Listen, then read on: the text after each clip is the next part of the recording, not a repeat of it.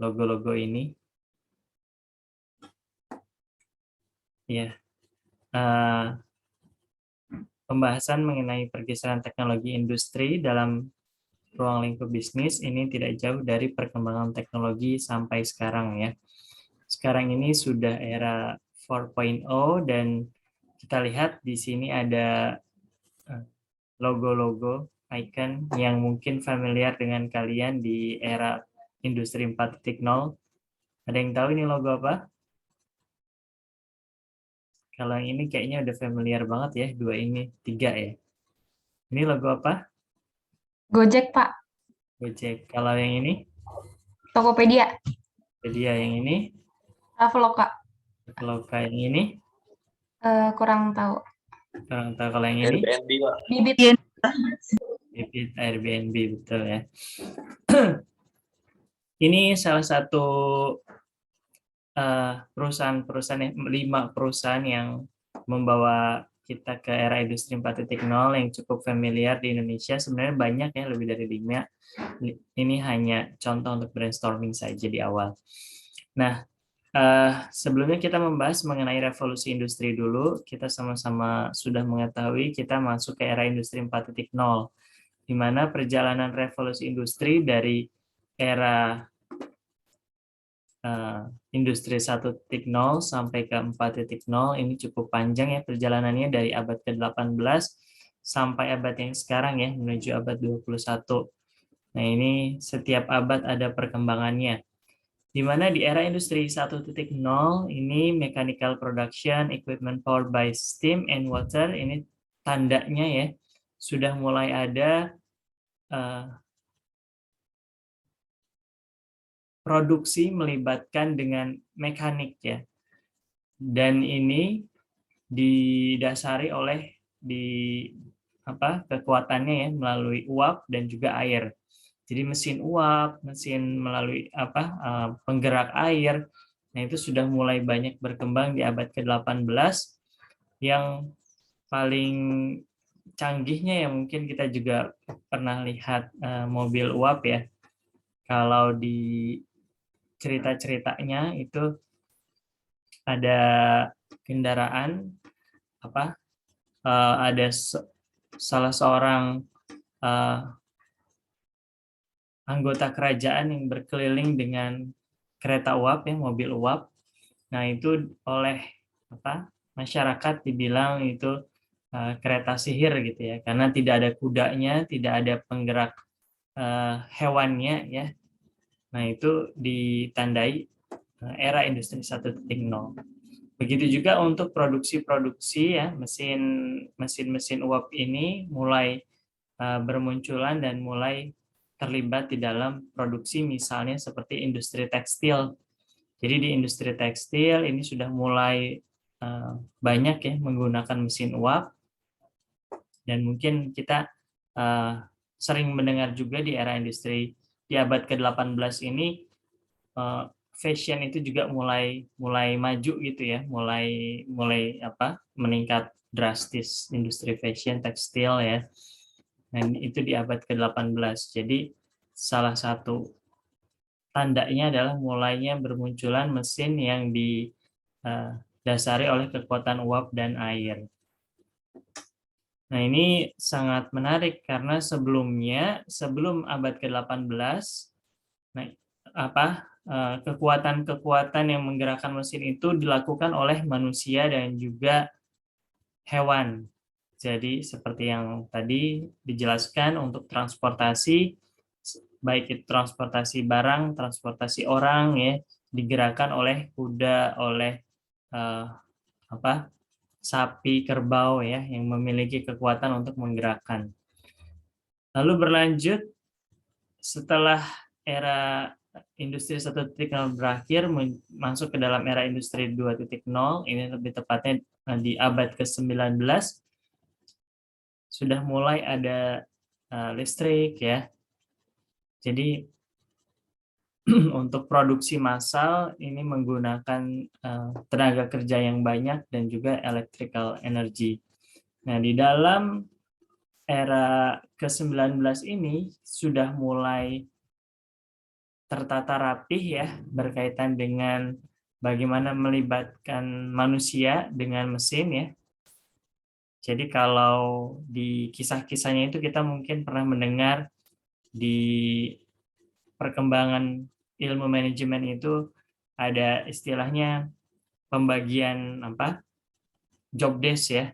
Jadi misalnya ada bagian departemen yang menggerak, yang misalnya dalam industri tekstil ada satu departemen yang kegiatannya hanya membuat pola, lalu ada berikutnya membuat apa? Membuat kapasnya tadi ya diubah menjadi kain, dan tadi kainnya ada bagian yang pemotongan.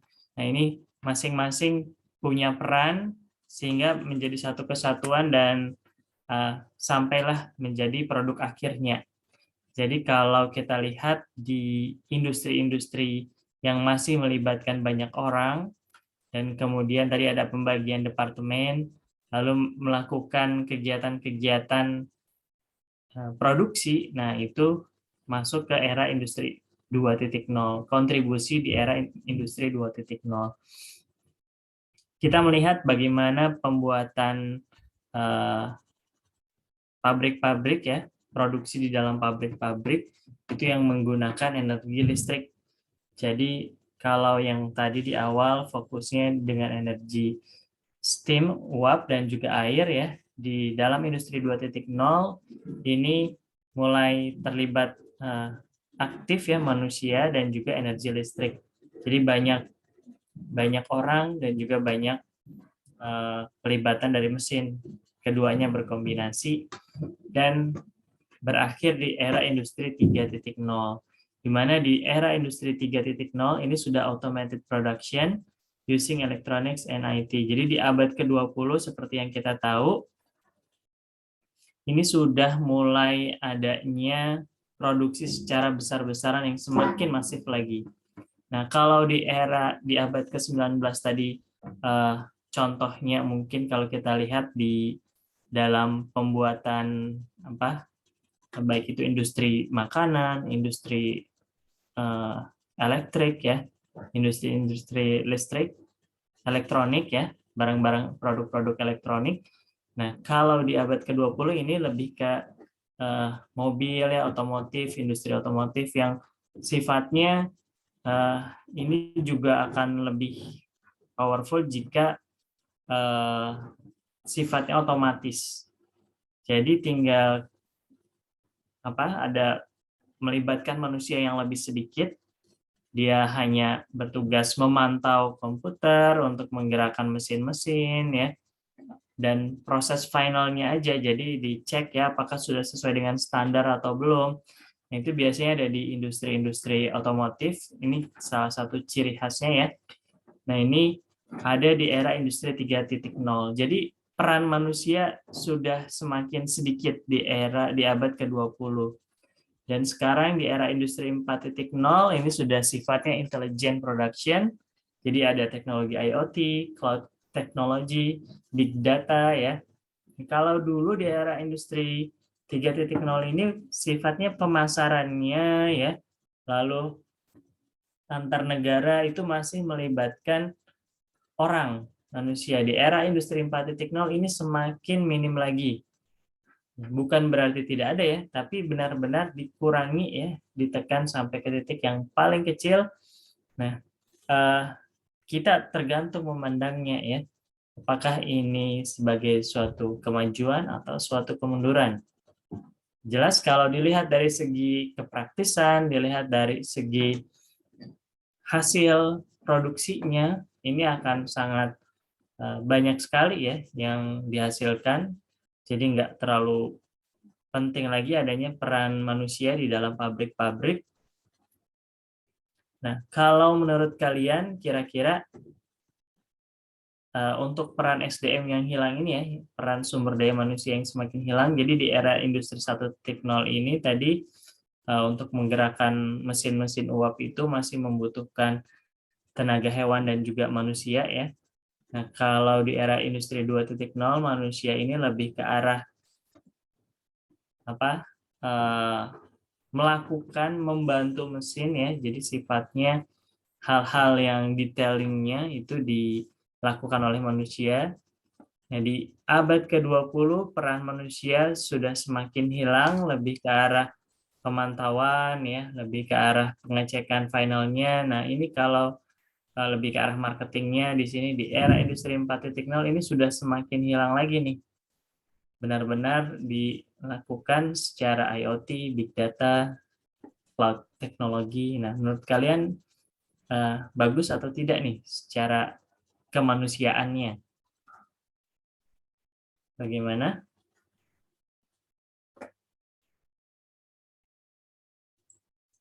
Kalau menurut saya, kalau dari segi kemanusiaan ya Pak, tentu saja itu kan yang namanya mengurangi ya, itu kan pasti ada apa ya, istilahnya ada dampak negatifnya ya kan.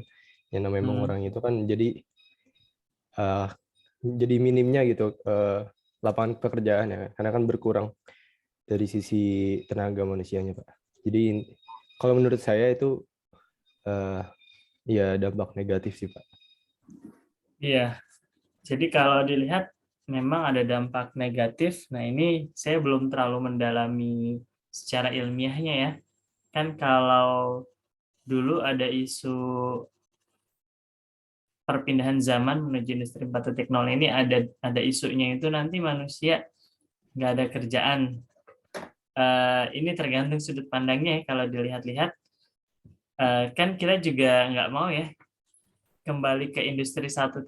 Ini peran manusia paling banyak, bahkan di abad ini tuh ya manusia benar-benar menggunakan tenaganya ya membantu hewan untuk menghasilkan energi uap itu. Jadi benar-benar apa ya, manusia yang dikerjakan pasti kan banyak banget ya. Tapi tadi sifatnya itu capek. Kalau bagi orang yang nggak mau capek kan mendingan di industri 4.0 ini ya nggak kerja tapi yang penting masih bisa hidup, kasarnya seperti itu ya. Kasarnya seperti itu. Nah, ini saya belum meneliti secara ilmiahnya, tapi memang tadi secara lapangan pekerjaan ada banyak industri yang tidak menggunakan tenaga manusia lagi, sehingga peran-peran manusia ini hilang. Nah, ini menariknya kalau dilihat dari datanya, dari abad ke-18 sampai ke abad yang sekarang ini, ternyata secara penghasilan itu manusia itu meningkat gitu ya. Secara produktivitas ya, kan kinerja perusahaan naik, kemudian ya perusahaan-perusahaan penghasilannya intinya semakin tinggi. Begitu juga dengan gaji karyawannya. Jadi gaji karyawannya juga semakin tinggi. Kita sampai di titik hidup kita ini sudah nyaman, sudah enak. Kira-kira begitu. Kalau berdasarkan data, peningkatan secara gaya hidup, peningkatan secara penghasilan pribadi ya, itu bisa naik 6 sampai 8 kali lipat dibandingkan dengan revolusi industri 1.0. Jadi di titik yang sekarang ini kita sudah mendapatkan kehidupan yang lebih layak 6 sampai 8 kali kira-kira seperti itu. Yang orang zaman dulu mungkin orang di abad-abad 19-20 ini ya kalau mau makan ya cukup repot juga ya. Keluar dulu beli makan ya mungkin ya sekarang juga masih gitu ya. Tapi sekarang kan sudah banyak kemudahan-kemudahan, kita mau pesan makanan yang ada di luar pulau misalnya ya, di luar Jakarta, di luar Pulau Jawa misalnya, tinggal dipencet-pencet dari handphone 2 hari 3 hari atau bahkan 1 hari langsung sampai. Nah, itu kelebihan di industri 4.0 ini menjadi, kalau kita lihat dari berbagai macam sudut pandang ya, nanti kita akan melakukan analisis juga, ternyata orang-orang yang di kasarnya hilang dari pekerjaannya, itu ya mungkin tetap bekerja di bidang yang lainnya. Yang dulunya mungkin jagain pintu tol ya, kan zaman dulu tol masih bayar pakai karcis gitu ya, di parkiran-parkiran mall ataupun yang lainnya juga demikian. Nah, tapi sekarang pekerjaan mereka sudah menghilang, tapi bisa dikatakan mereka juga masih bisa hidup layak gitu.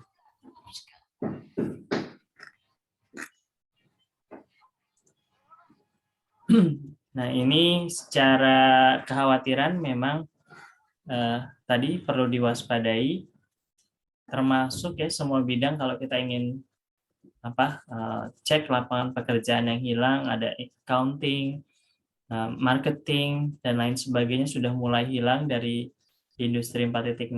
Nah, tapi tadi kita harus melihat celahnya, peluangnya. Oh, ternyata ada juga nih pekerjaan-pekerjaan baru sekarang. Ya zaman dulu nggak ada YouTuber, influencer ya.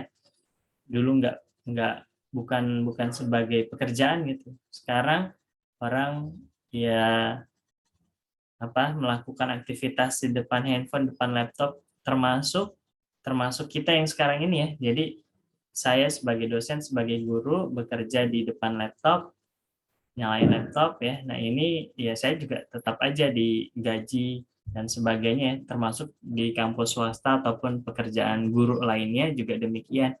Di era industri 4.0 mungkin terlihat hilang. Nah, tapi pada dasarnya tetap ada peluang, kira-kira seperti itu.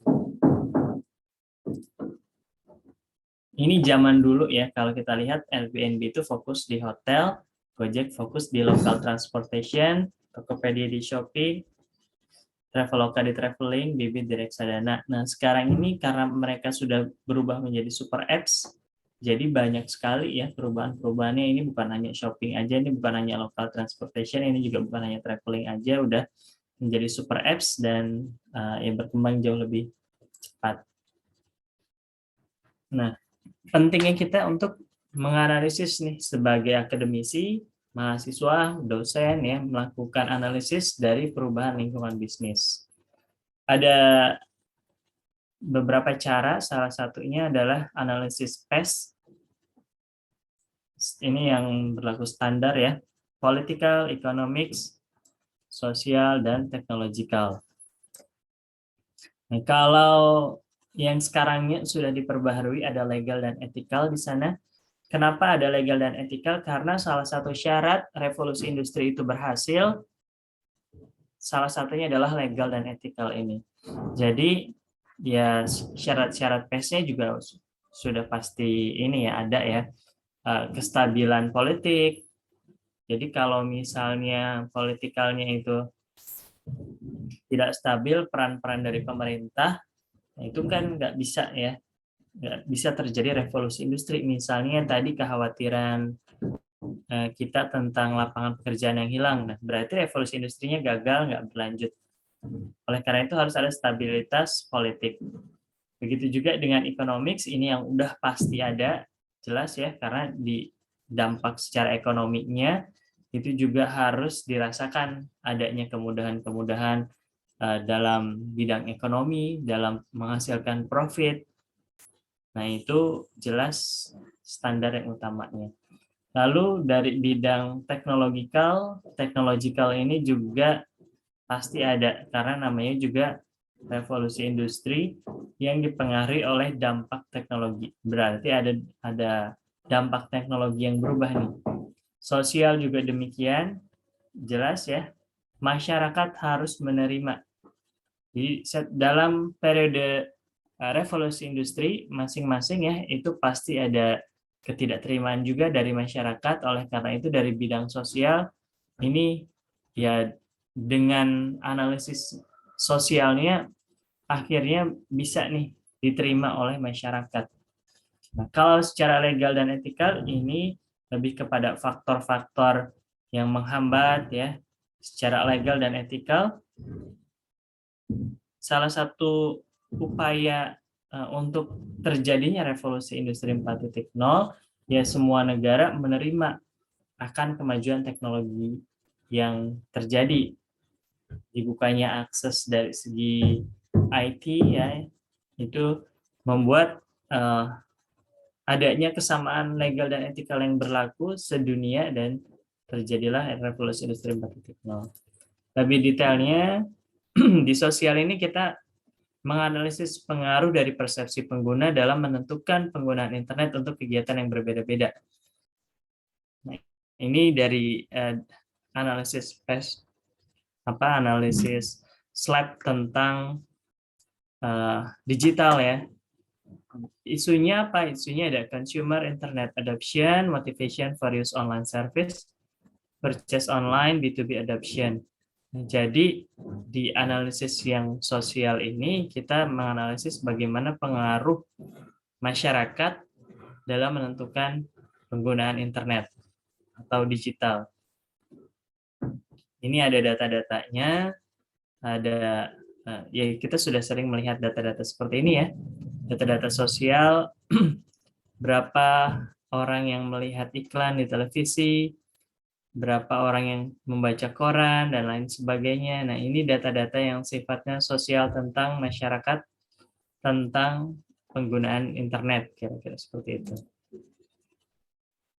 Lalu dengan bagian yang kedua adalah legal dan ethical. Di sini menganalisis bagaimana sebuah produk dapat mempromosikan dan dijual secara online. Selain itu, analisis ini mengenai peraturan pemerintah mengenai kode etik perlindungan dan hak privasi individu. Isunya apa? Isunya berkaitan dengan ethical standard, privacy legislation, anti-spam legislation, e-commerce legislation. Ini data-data contohnya misalnya tentang fraud. Isu tentang ethical, tentang legislasi ya, tentang hak privasi. Kan kita data-data kita diakses ya oleh penyedia jasanya. Nah, oleh karena itu kita juga harus tetap punya hak privasi ini. Dan ini yang ada di isu di legal dan ethical. Bisa aja kan data-data tersebut dilakukan untuk kejahatan, entah penipuan atau kriminal ya. Nah, itu dilindungi oleh legal dan ethical yang berlaku. Jadi kalau tadi kita salah satu contohnya ada Bibit yang bergerak di bidang investasi. Nah, sekarang ini kan lagi ramai ditutupnya robot-robot trading ya, yang sifatnya ilegal, dan juga ada yang legal tapi dia sifatnya merugikan masyarakat. Nah, itu berdasarkan legal dan etika terkena hukuman, akhirnya perusahaannya ditutup ya. Ada ribuan perusahaan ditutup karena dianggap merugikan masyarakat. Lalu economics ini merupakan analisis performa ekonomi yang terjadi pada beberapa negara dan wilayah yang mempengaruhi pola pembelian dan perdagangan internasional. Isunya mengenai ekonomi, globalization, localization, international B2B trade. Jadi di economics ini kita menganalisis pakai sudut pandang orang ekonomi ya. Jadi kita melihat nih bagaimana pola pembelian, perdagangan internasional yang terjadi di masing-masing negara atau wilayah. Ini ada contohnya, mungkin agak rumit, nanti kita coba cari contoh yang lebih mudah. Lalu politikal, ini analisis mengenai bagaimana pemerintah dan organisasi antar negara menentukan dan mengendalikan internet dan peraturannya dalam praktek bisnis. Jadi pemerintah dan organisasi-organisasi negara antar negara itu punya kendali berkaitan dengan internet, peraturannya, dan juga dalam praktik bisnis. Kita sering juga ya mendengar Kementerian Kemkominfo ya, itu menutup aplikasi-aplikasi, menutup situs-situs yang dianggap ilegal, merugikan masyarakat. Nah, itu jelas ada peran politikalnya. Ini isunya information society, internet governance, e-government. Jadi pemerintah juga punya kendali dalam menentukan dan mengendalikan internet dan juga hal-hal yang ada di dalam internet itu sendiri. Lalu technological, ini meliputi analisis mengenai perubahan-perubahan yang terjadi dalam dunia teknologi yang membuka peluang baru dalam memasarkan sebuah produk. Isunya identifying emerging technological technology trend. Nah, ini menganalisis apa sih yang ada perkembangan teknologi sekarang ini gitu ya. Lalu bagaimana teknologi itu mempengaruhi lingkungan masyarakat ya, bagaimana teknologi ini bisa memberikan peluang-peluang di dalam kehidupan ya, itu dari analisis teknologi. Dalam pertemuan di pertemuan ketiga sebenarnya tugasnya yang ini, masing-masing kelompok memilih satu perusahaan berbasis digital, kemudian analisis menggunakan SLAB. Contohnya, nah ini contohnya. Jadi kalian bisa searching ya, analisis SLAB Gojek, analisis SLAB Tokopedia, dan lain-lain. Ini sudah banyak contohnya. Harapannya kalian menggunakan bahasa sendiri, walaupun sudah banyak nih yang melakukan analisis. Nah, jadi ini menjadi bahan diskusi kalian. Kalian pilih satu perusahaan, tidak boleh sama, dan nanti akan saya cek menggunakan Turnitin juga. Kalau ininya cukup panjang ya, kita langsung ke analisis, karena yang akan kita lakukan analisisnya. Jadi kalau kalian mau buat artikel ilmiah, kalian bisa tambahkan latar belakang dan tinjauan pustakanya. Metodenya, metode PESTEL ya, analisis PESTEL atau SLAB yang kita gunakan. Caranya seperti tadi. Nah ini, nanti kita dari poin ini nanti akan saya berikan contohnya.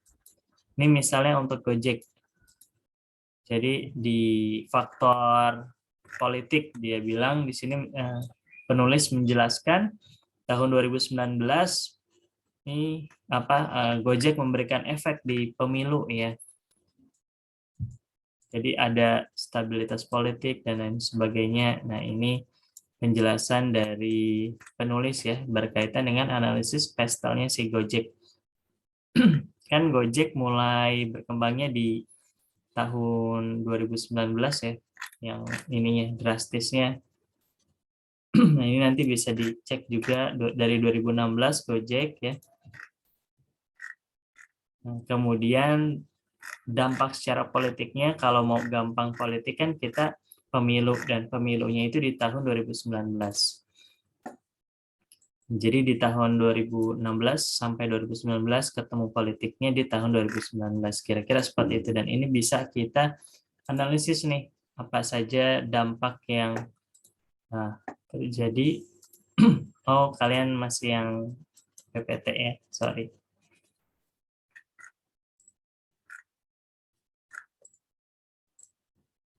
Nah, ini ya. Jadi nanti saya share berkaitan dengan artikelnya. Ini kalau kalian mau bikin artikel, tadi saya jelaskan, kalian bisa tambahkan latar belakang, lalu tinjauan pustaka dan metodologi penelitiannya. Tapi kita tidak fokus ke situ, kita fokus ke hasil PESTEL-nya. Jadi analisis yang kita gunakan SLAB, PESTEL, PEST itu sama. Bedanya dikit-dikit tadi ya. Nah, tapi pada dasarnya melibatkan faktor-faktor yang sudah dijelaskan, ada politik, ekonomik, sosial, teknologikal, dan etik ya, juga legalnya. Secara politik, ini tadi sudah saya jelaskan, berkaitan dengan Gojek. Gojek ini adanya di tahun 2016 berkembangnya, dan kemudian ketemu pemilunya di tahun 2019. Ini dia menjelaskan bagaimana kondisi politik di tahun 2019, dan sebenarnya ini kalau bisa dikaitkan dengan Gojeknya gitu ya. Jadi berkaitan dengan politik tahun 2019, ada nggak sih peran Gojek ya? Kan kalau isu-isunya, kalau kalian baca, ini kalian bisa masukkan koran ya, atau penelitian lainnya. Cara mencantumkannya boleh seperti ini aja cukup. Kalau setahu saya di tahun 2019 itu banyak peran dari startup ya. Misalnya Pak Jokowi dulu itu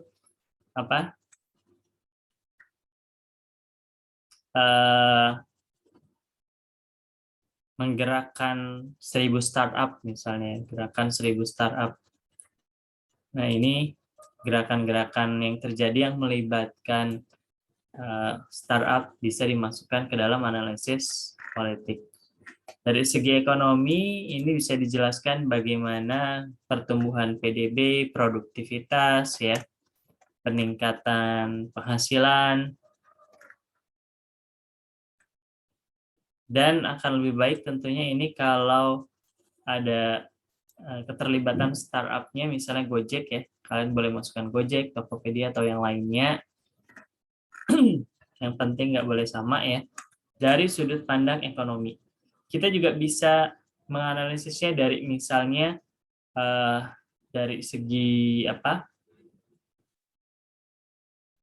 penghasilan yang dihasilkan ya. Jadi misalnya kalian searching Bukalapak misalnya ya, berapa penghasilan kontribusi Bukalapak terhadap PDB, nah itu bisa dimasukkan Tokopedia, Traveloka, dan lain sebagainya.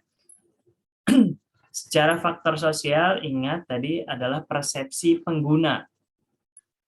Nah, jadi dia mengangkat di sini tentang generasi milenial, tentang kemacetan, ya, tentang penggunaan Gojek di masyarakat.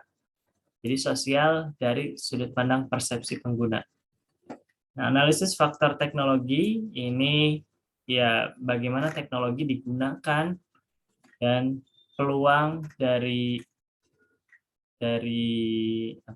peran dari teknologi ya. Nah, ini sebenarnya gerakan nasional 1000 startup digital ini lebih cocok masuknya ke politik ya, bisa masuk ke politik karena ini dimulainya ya, ini sebagai salah satu hal yang dijanjikan oleh Presiden Jokowi melalui Kominfo zaman dulu ya.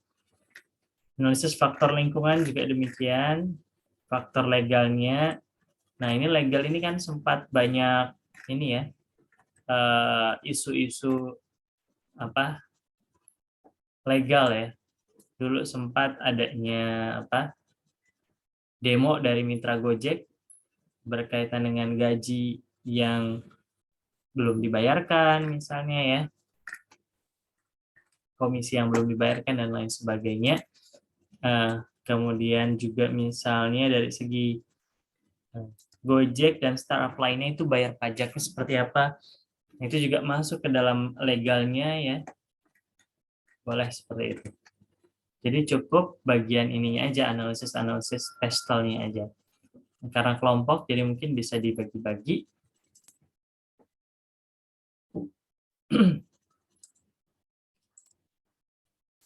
Kemudian kita masuk di materi revolusi model bisnis pada era digital.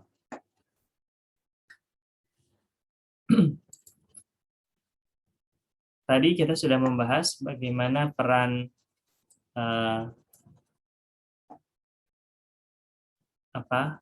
revolusi industri ya dalam mempengaruhi model bisnis, mulai dari disrupsi era digital yang mengakibatkan perubahan lingkungan bisnis dan mempengaruhi perubahan dari model bisnis.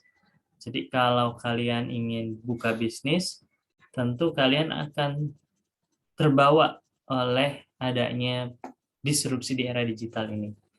Kalian akan membuka bisnis tersebut dengan model bisnis yang berkembang di era digital. Bagaimana bisa mempengaruhi? Ini kalau kita lihat dari tadi zaman abad ke-18 ya, sampai ke abad 19, ini industrialized society. Tadi kita sudah bahas, di abad ke-18 ini ada steam engine, mesin uap, cotton ya berkaitan dengan industri tekstil, lalu baja berkaitan dengan misalnya pembuatan jalan kereta ya, lalu electrical engineering, chemical industry ya, di perkembangan di awal abad ke-19 ini tadi sudah dijelaskan masuk ke era industri yang berikutnya ya, melibatkan industri chemical dan juga electrical engineering. Jadi sudah mulai banyak ya berkaitan dengan peralatan-peralatan elektronik yang diproduksi secara massal. Berlanjut ke automobile industry, petrochemistry ya, di sini tadi sudah mulai masuk ke otomatisasi ya, jadi semakin sedikit penggunaan tenaga manusianya, dan salah satu contoh yang paling masifnya di industri otomotif. Nah, sampai ke era information society atau masyarakat yang sangat bergantung ya terhadap informasi. Nah, ini ciri khasnya adalah information technology. Jadi kalau kita menguasai information technology, nah ini kita bisa dikatakan perjalanan bisnisnya itu akan lebih mudah, kira-kira seperti itu. Nah, dimension of the information society, ada information society yang secara keseluruhan, lalu internet ekonomi di dalam dari bagian dari information society, dan lebih dalam lagi ada e-business. Nah, karena kita sekarang mempelajari bisnis digital, kita masuknya ke e-businessnya, fokusnya. Sana ada e-communication, e-information, e-education, e-commerce, e-collaboration. E-education ini seperti yang kita lakukan sekarang, kita belajar dengan menggunakan Zoom. Nah, tentu juga sekarang ini salah satu startup yang menduduki peringkat puncak Ruang Guru ya, itu di bidang edukasi. Lalu ada e-information, sekarang ini sudah nggak kelihatan lagi koran fisik ya, jarang banget kita temukan. Kita kalau mau baca berita ya tinggal buka WA, buka Instagram, buka TikTok, ya udah ramai di sana. Buka YouTube. Nah, e-communication ini ya banyak ya sekarang perkembangannya. Kita di sosial media bisa melakukan komunikasi yang intens ya. Lalu e-commerce, ini tadi ada Tokopedia, Shopee, Bukalapak, JD.ID, dan sebagainya. E-collaboration, ini ada aplikasi Figma, ada Google Drive, ada Microsoft OneDrive, dan sebagainya yang memudahkan kita untuk melakukan kolaborasi. Nah, apa itu e-business? E-business, the initiation as well as part or full support, jadi sebagian atau full. Jadi kalau e-business, ketika kita buka bisnis, baik itu sebagian atau fullnya itu disupport dengan teknologi. Transaction and maintenance of service exchange process between economic partners through information technology. Jadi sebagiannya atau full support oleh elektronik digital, dan juga ini ada transaksi, ada pemberian service atau jasa di dalamnya dan atau produk ya. Nah, ini yang melibatkan teknologi, information technology. Itu adalah e-business. Kalau kita lihat secara tahapan, nah di tingkat yang pertama, static presentation, ini hanya produk, static content, no personalization, publication of company information. Jadi di tingkat yang paling rendah ini, e-business itu dia minimal punya website dan sifatnya statik ya, nggak ada konten-konten yang interaktif. Ya hanya tentang deskripsi bisnisnya aja. Itu yang di tahapan yang pertama. Di tahapan yang kedua sudah ada communicational interaction. Jadi ada minimal ada fitur chatnya di dalamnya, ada email sehingga customer bisa request, mengirim informasi, dan juga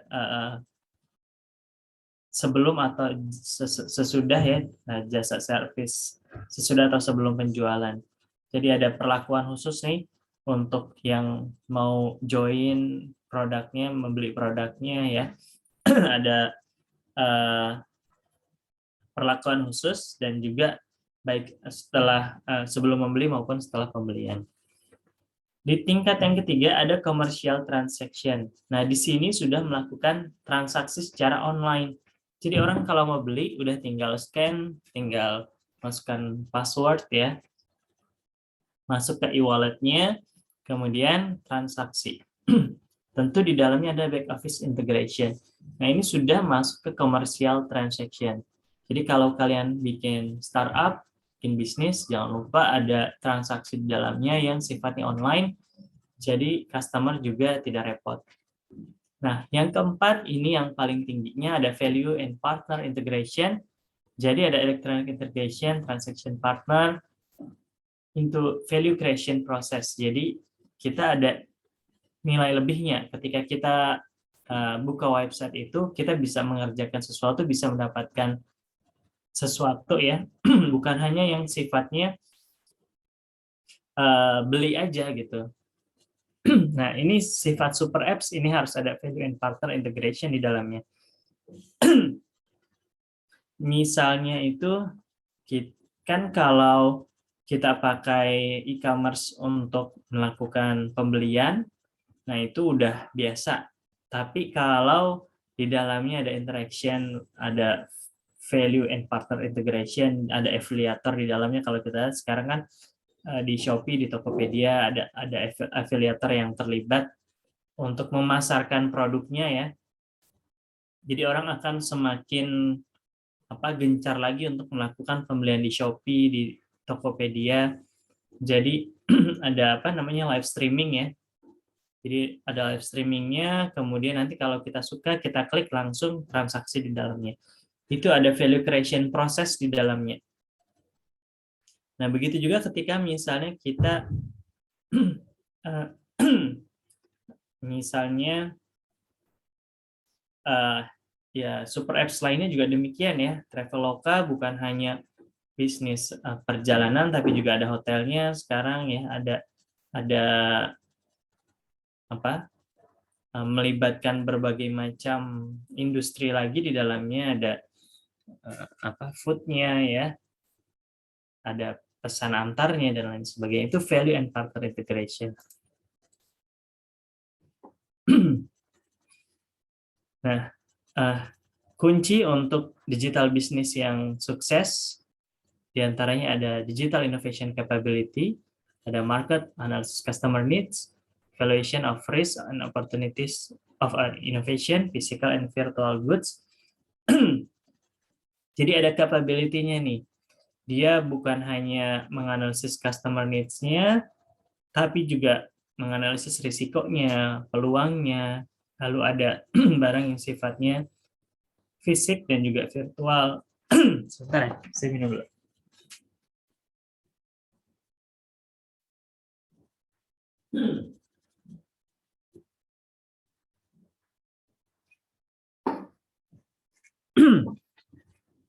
Nah, kemudian ada strategic and organizational flexibility, dynamic environment of the internet economy, focus on customer relationship, dan capability of adapting to market structure at different company level. Ada fleksibilitas nih dari segi dinamika dengan lingkungannya, lalu punya customer relationship yang baik, dan capability untuk beradaptasi dengan struktur pasar. Lalu ada networking and integrating, ada digital combination, proses informasi, lalu sumber dayanya ya, network effect, dan yang paling penting ease of use-nya. Jadi ease of use-nya ini yang pasti ya, masyarakat itu dimudahkan, customer itu mudah menggunakannya, bukan malah ribet. Kan paling males ya kalau kita mau daftar aplikasi aja itu harus masukin nomor rekening, harus masukin nomor kartu kredit. Nah, itu sudah ada hambatan dalam masuknya. Nah, itu tidak di kategori yang ini berarti. Nah, lalu ada efisiensi, ada transfer offline basic to e-business, focus on customer atau user needs. Nah, ini misalnya Traveloka. Kalau kita lihat secara dinamisnya, si Traveloka ini mirip seperti perannya travel agent di awal. Yang dulu ya, Traveloka yang dulu ya. Kan kalau zaman dulunya, pengguna kalau mau pesan ke travel dulu, dari travel pesan ke provider pesawat. Nah, sekarang kalau dengan Traveloka kita bisa langsung dari pengguna ke provider pesawat, atau misalnya mau ke mau pesan hotel ya sekarang. Traveloka kan juga bisa. Jadi dari pengguna langsung ke hotelnya. Kira-kira seperti itu. Begitu juga dengan Alibaba, Tokopedia, dan sebagainya. Mempersingkat diagram dari yang harusnya manufaktur, lalu ke wholesaler, ya, ke retailer, ke customer. Nah, sekarang langsung dari pabrik langsung ke customer, kira-kira seperti itu. Jadi peran agen, peran retailer itu bisa hilang ya dengan adanya e-commerce. Nah, ini B2B, B2C business model. Ada content, konteks, commerce, connection.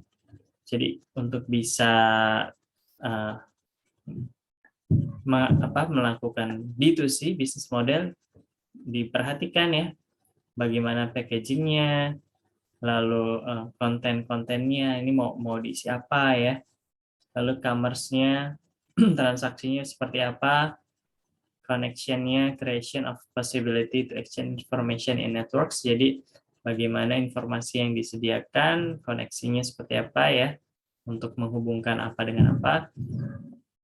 Lalu secara konteks ini mengklasifikasi sistematisasi dari informasi yang tersedia secara konteks. Ini B2B, sourcing-nya, sales-nya, supportive collaboration, dan service broker. Jadi beda bisnis B2B dengan B2C ya. Kalau B2C kita melihatnya dia langsung ke customer-nya. Kalau B2B ini bisnis to bisnis, biasanya dia ke agennya, kira-kira seperti itu ya. Jadi misalnya nih, saya mau berbisnis dengan kampus. Nah, kampus itu berarti B2B. Kalau saya ingin berbisnis dengan mahasiswa, maksudnya saya menjual produk yang digunakan oleh mahasiswa, berarti B2C. Misalnya saya jualan buku. Ada B2C-nya. B2C-nya berarti saya ya jualan online ya. Saya tampilin produk-produk karya buku saya, kemudian saya jual. Nanti ada mahasiswa yang beli ya, beli. Nah, itu secara B2C. Secara B2B, saya langsung ke kampus, transaksi dengan kampus. Kalau kampus menggunakan buku saya dibeli oleh mahasiswa, maka kampus dapat, nah ini service broker ya. Jadi ada transaksi ke agennya dulu. Ada supportive collaboration, sourcing, sales, dan lain sebagainya. Itu contoh ya. Kan umumnya di dalam bisnis edukasi bisa dilakukan seperti itu, apalagi misalnya di di edukasi yang sifatnya swasta, itu udah menjadi ya salah satu cabang bisnisnya ya, untuk melakukan transaksi kampus dengan dunia bisnis. Nah, ini saya pikir ada tugas juga, tapi tugas yang kita cukup yang tadi aja yang sudah dilakukan ya. Jadi kalian pilih salah satu bisnis digital, dan kalian analisis pastelnya. Paling ini boleh ya kalian lakukan diagram yang seperti ini nih. Digambarkan diagramnya. Jadi misalnya seperti tadi Traveloka, dia menghilangkan peran travel agent kan ya. Langsung aja dari provider ke si usernya. Begitu juga dengan e-commerce lainnya, dia langsung dari pabrik ke customer. Ini kan singkat ya, nggak terlalu sulit. Ada yang ingin ditanyakan sampai sini berkaitan dengan materi kuliah atau tugasnya? Jadi mungkin untuk selanjutnya bisa cek di Classroom. Saya Pak, izin nanya, itu PPT yang tadi boleh ditaruh di Google Classroom nggak Pak? Oke, nanti semua PPT saya taruh di Google Classroom. Yang kemarin udah belum? Kemarin-kemarin? Belum ya? Yang 2 pertemuan sebelumnya? Belum ya? Belum, Pak. Jadi saya kirim juga. Ada lagi yang ingin ditanyakan atau didiskusikan? Pak, saya izin siapa dulu? Siska dulu deh. Boleh, Oh, silakan. boleh Alisa dulu. Oh ya udah, saya dulu ya. Pak, saya mau nanya, jadi kan di era revolusi 4.0 ini kan kayak banyak startup yang emang sedang dirintis atau emang kayak udah berkembang kayak jadi startup unicorn, decacorn gitu-gitu. Nah, di 10 tahun ke depan itu kayak possible nggak sih Pak kayak banyak kayak apa ya, sandbox atau wadah inkubasi startup agar mereka tuh bisa disaring dan dapat berbagai hal atau enggak bahasanya mentoring gitu agar mereka tuh bisa bersaing di kancah internasional gitu. Terima kasih Pak. Iya. Ini seperti di film startup ya, berarti ya di drakor startup ya ada sandbox-nya. Nah, sebenarnya udah ada banyak ya di Indonesia peran dari, kalau aslinya itu kan sandbox itu seperti Silicon Valley ya di US ya. Nah, itu sebenarnya di Indonesia juga ada. Tapi peranannya beda-beda. Maksudnya kalau saya lihat di luar negeri itu peranannya kuat dari mentor ke bawahnya itu gitu. Jadi kalau orang udah sukses pengen ngebawa orang lain juga ikutan sukses seperti dia. Nah, kalau di Indonesia saya melihat ini atmosfernya masih yang kaya itu masih pengen kaya lagi di atasnya, masih yang nggak mau kalah dari bawahnya gitu, kira-kira seperti itu. Nah, itu yang agak sulit memang ya. Tapi sebenarnya banyak ya, maksudnya ada walaupun nggak banyak. Kalian bisa searching tadi gerakan dari Kominfo ya, gerakan 1000 startup itu sebenarnya perannya sandbox yang ada di Indonesia. Nah, kemudian ada juga kalau kalian lihat di Kemdikbud itu ada program MSIB. Saran saya kalian ikuti aja. Saya pernah share di grup PJ kelas. Sebenarnya itu dikhususkan untuk mahasiswa yang ingin magang. Jadi MSIB itu pengertiannya magang dan studi independen. Bersertifikat itu bisa menggantikan 1 semester kalian atau setara dengan 20 SKS. Di semester 5 kalian nggak usah belajar. Kalian semester berapa sekarang? 3 ya? 4, Pak. 4 ya? Berarti sebenarnya itu jatahnya anak-anak semester 5. Tapi nggak ada salahnya kalian kalau mau daftar gitu ya. Nah, saya juga daftar sebagai dosen pembimbing ya, dosen pendamping. Jadi ada 3 pihak, ada pihak kampus, mahasiswa dan dosen, dan ada pihak eksternalnya. Di sini ada Kemdikbud dan juga perusahaan startup-nya. Jadi perusahaan startup, perusahaan-perusahaan besar, kalau perusahaan besar mereka bukanya magang PKL. Tapi kalau perusahaan-perusahaan startup mereka bukanya studi independen. Studi independen itu apa? Itu seperti sandbox-nya kira-kira gitu. Jadi kalian nanti ada coaching-nya, ada mentoring-nya, ada kegiatan bikin project-nya sampai project itu jadi dan bisa dijalankan. Kan waktunya 6 bulan ya. Jadi kalian MSIB itu 6 bulan. Kalian nggak kuliah, tapi kalian ngambil 20 SKS. Nah, salah satu mata kuliah yang saya ampu itu misalnya adalah manajemen keuangan. Kalian nggak perlu belajar manajemen keuangan. Kayaknya kalau belajar manajemen keuangan kan pusing ya, susah gitu ya. Nah, ini saya lihat di prodi kita salah satu mata kuliah yang dikonversi itu manajemen keuangan ya, ada manajemen apalagi ada beberapa. Nah, itu nanti kalian nggak perlu belajar, tapi kalian sifatnya praktek di lapangan. Kalian tadi bikin project studi independen, project bisnis startup, di sana ada mentornya. Bahkan kalau saya lihat ya, kalau bagus kalian bisa didanai juga, ada angel investornya, kira-kira seperti itu. Dan sebenarnya di kampus ini kan program barunya dari Pak Nadiem ya, Mas Menteri, itu di kampus Merdeka.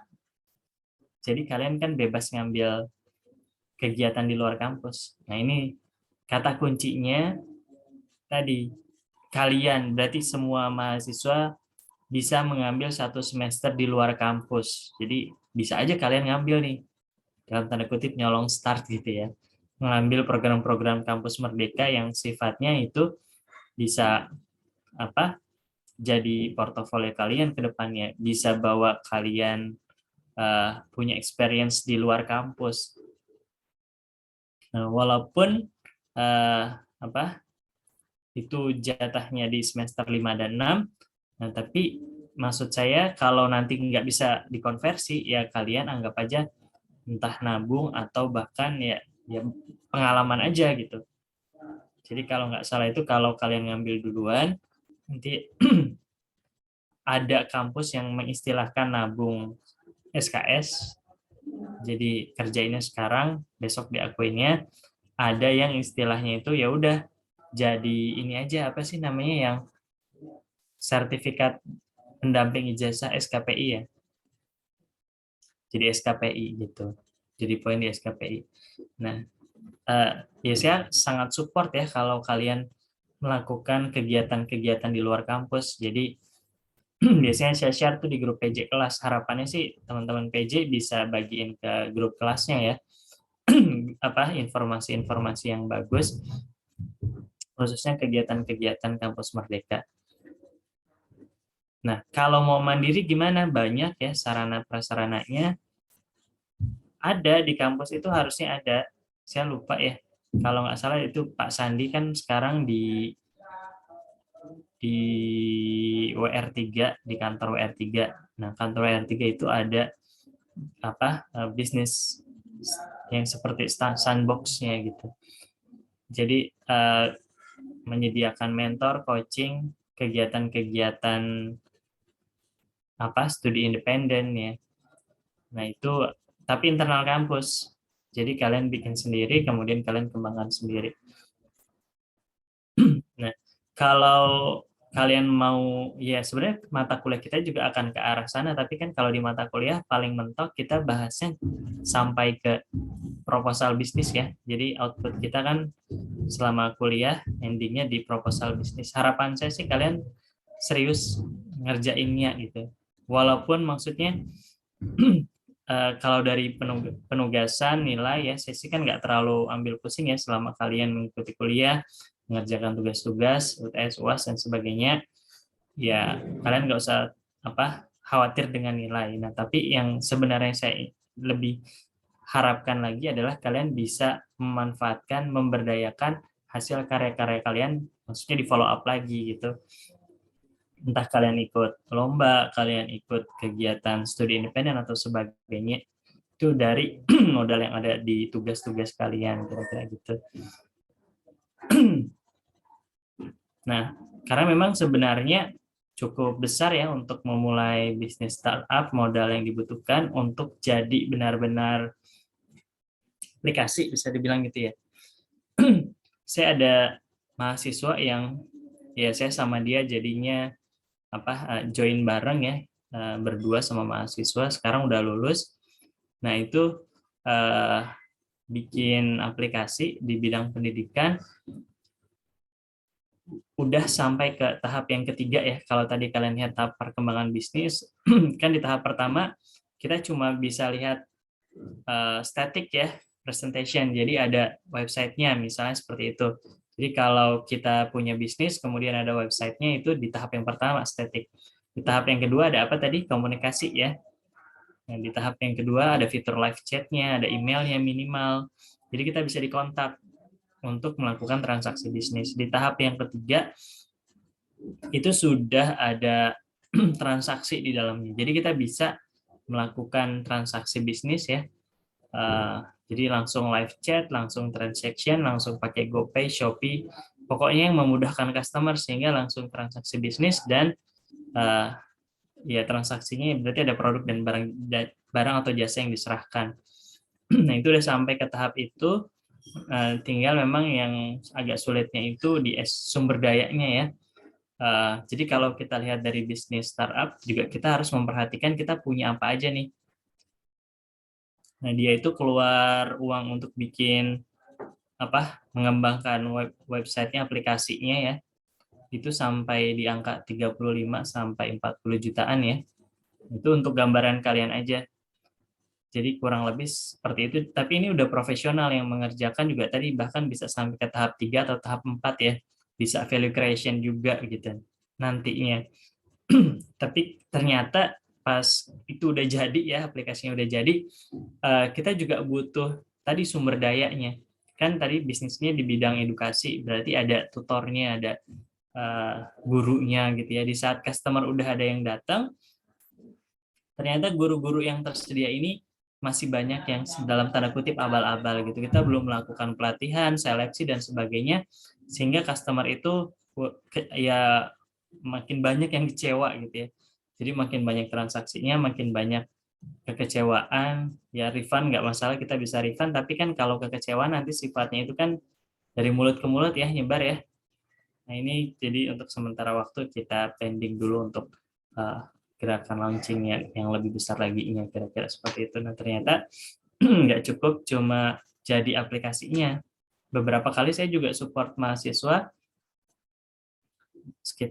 sekitar 2 atau 3 tahun yang lalu ya, ada yang bagus proposal bisnisnya, kemudian saya danai jadi ya, tapi dengan modal yang minim sekitar 5-7 jutaan ya.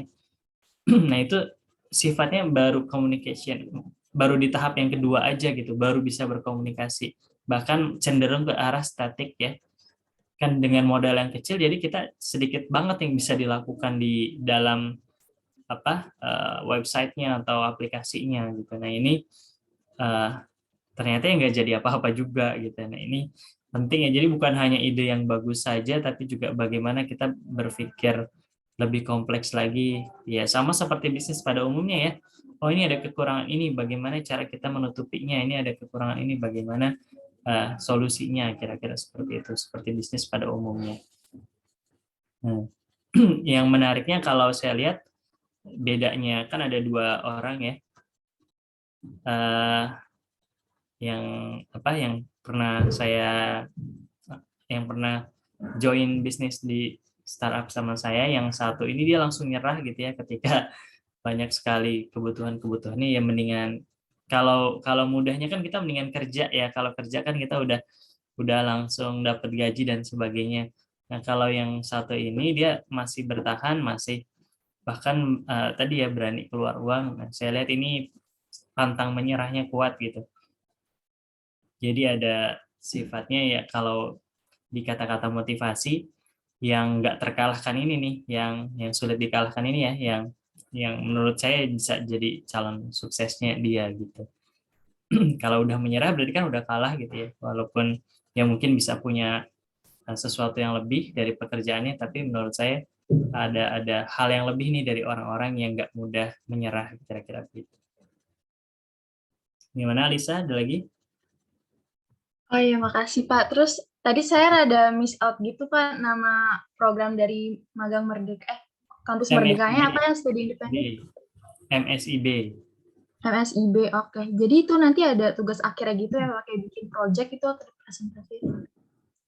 Nah, bikin project itu bahkan jadi kegiatannya ya. Kegiatannya bikin project. Mulai dari proposal sampai ke realisasi projectnya. Saya lihat di sana itu ada perusahaannya ini juga. Perusahaannya siapa? Ya perusahaan-perusahaan startup ya. Nih, ini saya coba share screen. Ini dari sudut pandang dosen pembimbing lapangannya ya. Sudah terlihat? Sudah Pak. Sudah Pak. Nah, ini dari sudut pandang dosennya, saya daftar sebagai dosen pembimbing lapangan. Nah, ini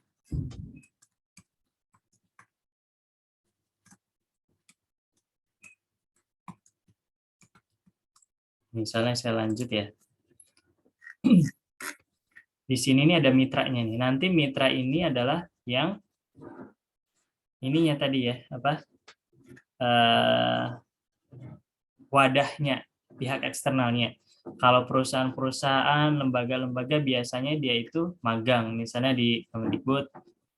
Nah, ini biasanya magang. Nah, tapi di bawah-bawah, ini kan PT-PT juga magang. Ada yang sifatnya studi independen. Ini ya, ada Yayasan Bakti Ahmad Zaki, kayaknya ini Bukalapak. Nah, ini Inovasi Asia Technopark. Kalau menurut saya yang ini itu nantinya studi independen. Ada Tokopedia juga, ada Traveloka, sekolah integrasi digital. Nah, ini yang kayak gini, menurut saya itu studi independen. Nah, studi independen itu kalian bisa searching ya, studi independen dari Merdeka Belajar. Nah, ini kalian bisa nggak terlalu jelas di sini ya. Nah, jadi di sini nanti kalian bisa cek kalian mau daftar studi independennya di bagian apa. Kan kalau di studi independen ya dalam project startup itu nanti kan ada kebutuhannya apa ya, sifatnya itu ada yang ahli teknologinya, ada ahli manajemennya, CEO-nya ya. Itu kan banyak, ada bagian-bagiannya juga. Nah, mungkin kalian juga sudah bisa mulai mencari passion kalian cocoknya di mana, kira-kira gitu, Alisa. Iya Pak, makasih sudah terjawab. Yang lain? Jadi ada Siska ya? Iya Pak, saya masih nanya terkait materi tadi. Sebenarnya masih bingung aja sih Pak, perbedaan e-bisnis sama e-commerce, ataukah suatu hal yang berbeda, ataukah e-commerce adalah bagian dari e-bisnis gitu aja Pak. Iya, terima kasih Siska. Jadi bagi e-commerce itu bagian dari e-bisnis ya, sebagaimana tadi yang ada di slide-nya.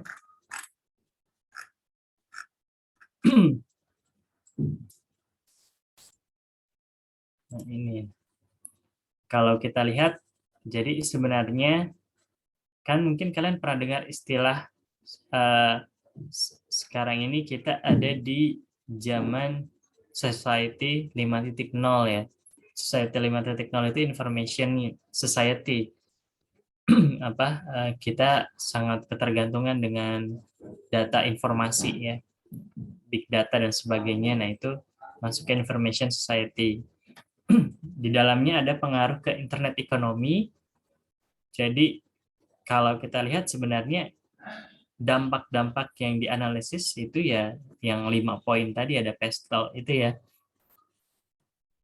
Nah, kalau kita telaah itu yang dipikirkan oleh negara ya PESTEL itu gitu. Secara makronya. Nah, di dalam ekonomi itu ada bisnis. Nah, bisnis ini baru di dalamnya ada e-commerce. Jadi e-commerce bagian dari e-bisnis. Nah, jadi e-bisnis itu kita bukan hanya e-commerce kan ya, kita juga bisa membuat e-education, e-information atau entertainment. Ini seperti Netflix, Disney, Hotstar ya, WeTV dan sebagainya, itu ada di bidang e-information atau entertainment. Dia nggak jualan produk seperti di e-commerce ya, tapi fokusnya ke entertainment. Ada juga bagian education, e-communication, e-collaboration, dan lain sebagainya. Kira-kira begitu, Siska. Baik Pak, terima kasih banyak.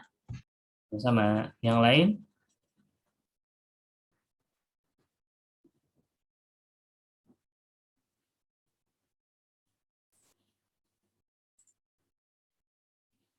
Tidak ada. Kalau tidak ada, kita cukupkan. Untuk tugasnya tadi sudah paham ya. Di bagian yang ini kalian cukup gambarin seperti ini aja. Kalian pilih sama teman-teman kelompok mau perusahaan apa. Kemudian di bagian yang chapter sebelumnya, analisis PESTEL, nanti ada di Google Classroom. Kalau tidak ada lagi, kita cukupkan. Kita tutup dengan membaca doa, berdoa dimulai.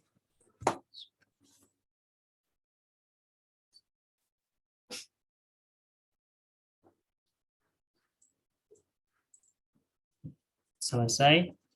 Untuk PJ mungkin bisa ini ya, nanti ya, rekaman, dan mungkin kan dari rekaman juga bisa di screenshot ya. Ada, kalau nggak salah dari GPJM itu ada bukti kuliah ya. Ada kan ya? Pernah dapat nggak? Kalian suruh mengirim bukti kuliah di satu link gitu ya. Nah, nanti mungkin bisa diambil dari rekaman. Nanti rekamannya tolong kirim ke saya juga ya. Ika berarti yang merekam. Terima kasih. Kalau tidak lagi kita cukupkan. Assalamualaikum warahmatullahi wabarakatuh.